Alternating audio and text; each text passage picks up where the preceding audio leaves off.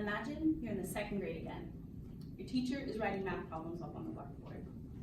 You know you need to concentrate because you didn't do so well on the last test, but you can't focus for more than a couple seconds at a time. Your stomach is cramping, growling, empty, distracting you. The last time you ate was at school lunch the day before. There's no food in the fridge at home. There is never any food in the fridge at home.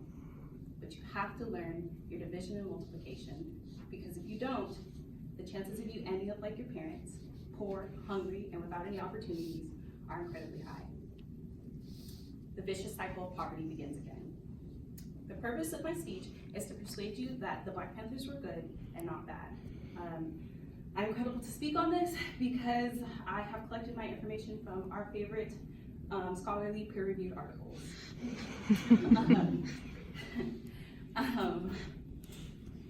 Dang it, why did I do that? I believe this information is important because I feel that you may have been misinformed about the Black Panthers.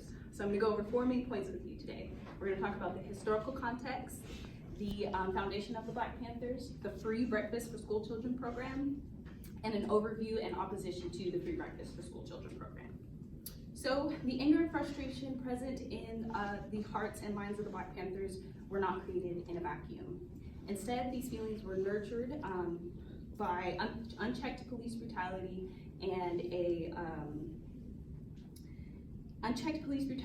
war on poverty that was producing no results for African Americans in Oakland, California.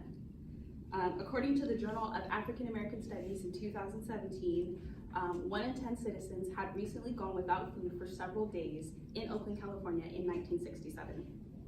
Also, according to social justice research, in 2013, Oakland had some of the highest rates of unemployment and families in welfare in California around 1966. So your people are being beaten, your people are being starved, your people had no opportunities. What do? You take matters into your own hands. So now that we've gone over some historical context, we'll move on to the foundation of the Black Panther Party. So founded in 1966 by Huey P. Newton and Bobby Seale, the Black Panthers were originally called the Black Panther Party for Self-Defense. The image of a panther was chosen because, according to the Journal of Negro History in 2001, the panther is known to be an animal that never makes an unprovoked attack, but will protect itself vehemently when attacked. So the uniform was exactly as you see me dressed: a black beret, a natural fro, black sunglasses, a blue shirt, black pants, and a leather jacket and boots. So it was legal at the time for the Black Panthers to openly carry guns. So they took full advantage of their Second Amendment right to bear arms. The Panthers would ride around in armed groups protecting their community from the police, or pigs as they called them. They believed very strongly in the empowerment of the Black community. I'm sure you guys have seen this famous gesture, which symbolizes all power to the people, or Black power. So now that we've gone over some historical context and the foundation of the Black Panther Party, we'll move on to the free breakfast for school children program. So the Black Panthers had a 10-point program which stated their goals and their beliefs. The 10th point states, we want land, bread, housing, education, clothing, justice, and peace. This would be the basis for what the party called Serve the People programs. These service programs included healthcare, education, housing and employment assistance, clothing and shoes, food aid, home maintenance, and elderly escort and protection, and much, much more. So the first free breakfast for school children was held at St. Augustine's Episcopal Church in January 1969.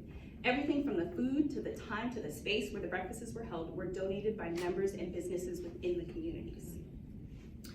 Breakfast would be between 6 and 8 a.m. and included the works. These kids would get bacon, toast or pancakes, eggs, sausage, grits, and then their choice of hot chocolate, milk, or juice. 11 children would participate on the first day. By the end of the week, that number would grow to 135. Within 3 months, the party members would notice improvements in the program participants. So now that we've gone over some historical context, the foundation of the Black Panther Party, and the free breakfast for school children program, we'll move on to overview and opposition to the free breakfast for school children program. So according to the Journal of Negro History in 2001, head of the FBI, J. Edgar Hoover, had set up the counterintelligence program to expose, disrupt, misdirect, discredit, or otherwise neutralize all Black Panther Party activities. As a result, the local police force would intimidate families and volunteers into staying home, as well as arresting party members in the midst of serving breakfast. So what exactly is wrong with this specific group of people feeding hungry children? The answer is that the Panthers weren't just nourishing the bodies of the children, but also their minds. So while the children ate, the Panthers would answer the questions about the party, teach them more Black-centered history, as well as show the children the possibilities that lay beyond their poor community.